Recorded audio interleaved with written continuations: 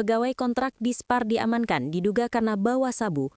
Seorang pegawai kontrak pemerintah Kabupaten Kelungkung yang bertugas di Dinas Pariwisata berinisial IKS alias B diamankan jajaran Polsek Nusa Penida Selasa 16 Desember.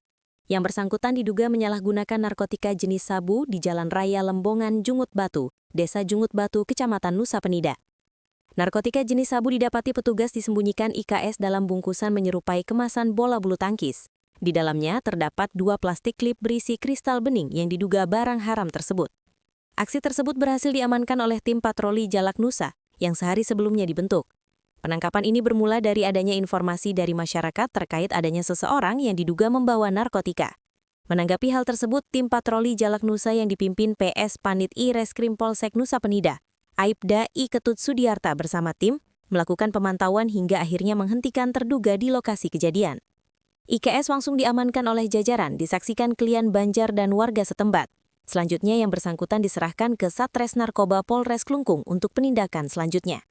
Terduga pelaku terancam pidana kurungan paling lama 20 tahun dan denda paling banyak 10 miliar rupiah.